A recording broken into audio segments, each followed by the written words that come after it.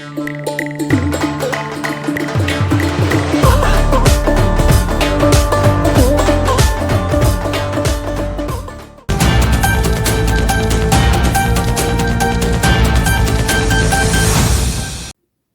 இன்றையான் செய்தி காணொளியில் உங்களை சந்திப்பதில் மகிழ்ச்சி. இந்த என்னுடைய சேனலை நீங்கள் சப்ஸ்கிரைப் பண்ணாமல் பார்த்து கொண்டிருந்தால் தயவு செய்து சப்ஸ்கிரைப் பண்ணுங்கள். விரும்பினால் லைக் பண்ணுங்கள், மற்றவர்களோடு ஷேர் பண்ணுங்கள். என்னுடைய இந்த சேனலை தொடர்ந்து பார்த்து என்னுடைய சேனலை பலப்படுத்துங்கள். இனி நாங்கள் செய்தி கண்ணோட்டத்திற்குள் செல்லலாம், வாருங்கள்.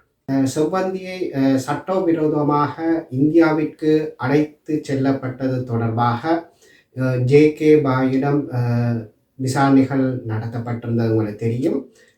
இதேவேளை செவ்வந்தி ஒரு வாக்குமூலம் ஒன்றை சிஐடியினருக்கு வழங்கியிருந்தார். அந்த வாக்குமூலத்திற்கு அமைய சிஐடியினர் கிளிநொச்சியைச் சேர்ந்த அந்தோணி பிள்ளை ஆனந்தன் என்ற நபரை கைது செய்திருக்கின்றார்கள். இந்த நபர் கொழும்பின் புறநகர் பகுதியில் வைத்துத்தான் கைது செய்யப்பட்டிருக்கின்றார். அவர் கிளிநொச்சியில் இருந்த வீட்டில் அவள் இருக்கவில்லை.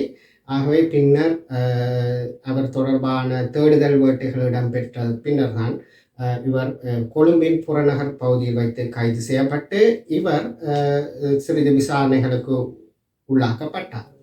இந்த விசாரணையின் பின்னர் இவருடைய வீட்டிலிருந்து 2 கைத்துப்பாக்கிகள் போலீசாரினால் கைப்பற்றப்பட்டிருக்கின்றது. இவர் கைது செய்யப்பட்ட பின்னர் இவருடைய மாமனார் ஒருவரும் நேற்று கைது செய்யப்பட்டிருக்கின்றார் இந்த கடத்தல் தொடர்பாக. இந்த குறிப்பிட்ட ஆனந்தன் என்ற நபர்தான் இலங்கையிலே இருந்து செவ்வந்தியை சட்டவிரோதமாக படகின் மூலம் அழைத்து சென்று இந்தியாவில் சேர்த்ததாகவும் அங்கிருந்து பின்னர் இவர் ரயில் மூலம் நேபாளத்திற்கு சென்றிருந்ததாகவும் தகவல்கள் தெரிவிக்கின்றன.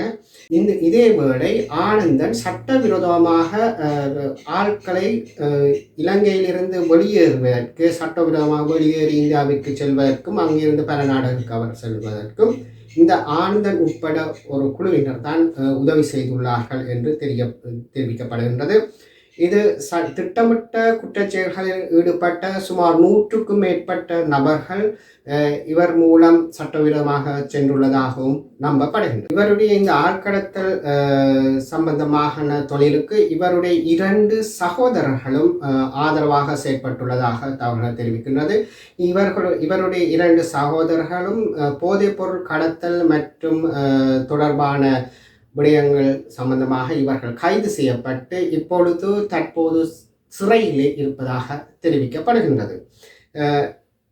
இவர்கள் மூலம்தான் 2019ஆம் ஆண்டு ஈஸ்டர் தாக்குதலில் ஈடுபட்ட சந்தேக நபர்கள் இவருடைய படகிலிருந்து தப்பிச் சென்றதாக சொல்லப்படுகின்றது.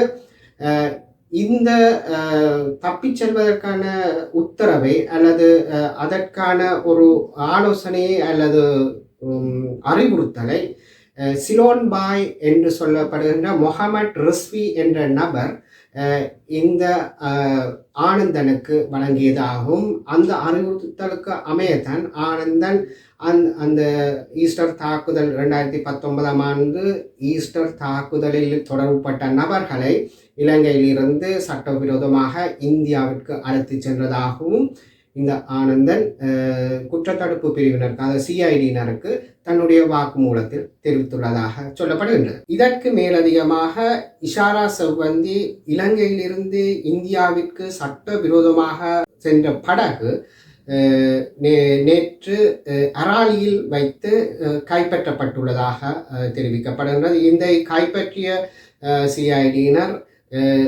யாழ்ப்பாண போலீஸ் குற்றத்தடுப்பு பிரிவினரிடம் இந்த குறிப்பிட்ட படகை கையளித்துள்ளதாகவும் இப்பொழுது தெரிவிக்கப்படுகின்றது. அடுத்ததாக நேற்று யாழ்ப்பாணத்தில் 2 நபர்கள் போதைவஸ்து தொடர்பாக யாழ்ப்பாண போலீசாரினால் அல்லது யாழ்ப்பாண புலனாய்வு போலீசாரினால் கைது செய்யப்பட்டிருக்கின்றார்கள்.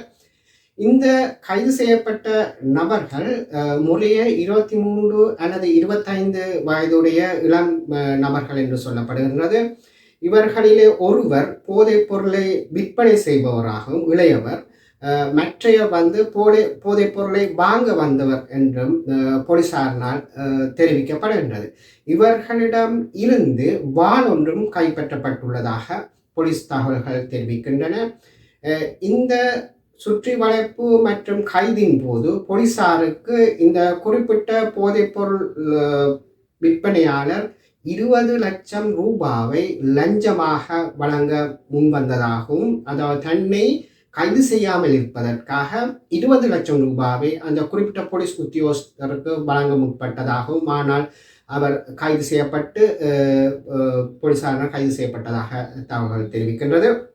இந்த கைது செய்யப்பட்ட நபர்களில் ஒருவர் யாழ் மாநகர சபை உறுப்பினர் ஒருவரின் மகனும் என்று உள்ளடங்குகின்றார் என்றும் செய்திகள் தெரிவிக்கின்றன. இவர் எந்த கட்சியை சேர்ந்தவர் என்பது தொடர்பான தகவல்களை நாங்கள் இங்கு வெளியிடுவதில் தவிர்க்கின்றோம்.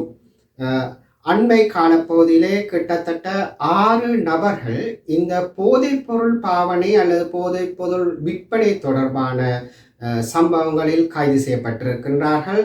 இது மிக பாரதூரமான அல்லது யாழ்ப்பாணத்தில் எவ்வளவுக்கு போதைப்பொருள் பாவனையில் உள்ளது என்பதை எடுத்துக்காட்டுவதாக இருக்கின்றது. இன்னும் பல கைதுகள் எதிர்காலத்தில் இடம்பெறலாம் என்று எதிர்பார்க்கப்படுகின்றது. போதைப்பொருள் தடுப்பு தொடர்பான போலீசாரின் நடவடிக்கை இன்று வடக்கு நோக்கி விரிந்திருக்கின்றது. இது வரவேற்கத்தக்க ஒரு விடயமாகும். இந்தோனேஷியாவில் இருந்து கைது செய்யப்பட்ட பெக்கோ சமன் என்கின்ற நபர் அவருடைய விசாரணைகளின் போது சிஐடியினர் 2 அதிசொகுசு பஸ்களை கைப்பற்றியிருக்கின்றார். பெக்கோ சமனுக்கு சொந்தமான 2 அதிசொகுசு பஸ்களை கைப்பற்றி இருக்கின்றார்கள். அதேவேளை இந்த பெக்கோ சமனுடைய மனைவிக்கு தொடர்பான வழக்கு நேற்று நீதிமன்றத்தில் வந்திருந்தது. அதற்கு அமைய அவர் விளக்கமறியல் வைக்கப்பட உத்தரவிடப்பட்டிருக்கின்றது. அமைச்சர் மஹிந்த ஜெயசிங்க அவர்கள் பாராளுமன்றத்திலே ஒரு உரையாற்றியிருந்தார். அந்த உரையிலே அவர் தெரிவித்திருந்தார், பெக்கோ சமனினுடைய கை தொலைபேசியில் சில தொலைபேசி இலக்கங்கள் சேவ் செய்யப்பட்டு இருப்பதாகவும், அந்த இலக்கங்களில் சில 2 நான் தருகின்றேன். நாமல் சார் என்ற ஒரு இலக்கம் சேவ் செய்யப்பட்டிருப்பதாகவும், லொக்கா மஹிந்த என்ற பெயரிலே ஒரு இலக்கம் சேவ் செய்யப்பட்டிருக்கின்றதாகவும் அவர் தெரிவித்திருக்கின்றார். இந்த நாமல் சார் என்று சேவ் செய்யப்பட்ட இலக்கம் இந்த நாமலுடையதா அல்லது லொக்கா மஹிந்த என்று அந்த தொலைபேசியிலே சேவ் பண்ணி இருக்கின்ற நம்பர் இந்த மஹிந்தவனுடையதா என்று இன்னும் ஊர்ஜிதப்படுத்தப்படவில்லை என்றும், இது தொடர்பான மேலதிக விசாரணைகளை சிஐடியினர் மேற்கொண்டிருப்பதாகவும் அவர் இந்த பாராளுமன்றத்திலே தெரிவித்திருந்தார். அதனால் பாராளுமன்றத்திலே எவரும் பயப்பட தேவையில்லை என்றும் பதற்றம் அடைய தேவையில்லை என்றும் அவர் தெரிவித்திருந்தார். அவர்களுக்கு இந்த போதைப்பொருள் கடத்தல்காரர்களோடு எந்த விதமான தொடர்பும் இல்லாவிட்டால் அவர்கள் எந்த விதத்திலும் பயப்படப்பட வேண்டியதில்லை, அச்சப்பட வேண்டிய தேவை இல்லை என்று மஹிந்த ஜெயசிங்க அமைச்சர் அவர்கள் நேற்று பாராளுமன்றத்திலே தெரிவித்திருந்தார். இத்தோடு இந்த செய்தி கண்ணோட்டத்தை முடித்துக் கொள்கின்றேன். மீண்டும் உங்களை வேறொரு செய்தி கண்ணோட்டத்தில் சந்திக்கும் வரை நன்றி, வணக்கம்.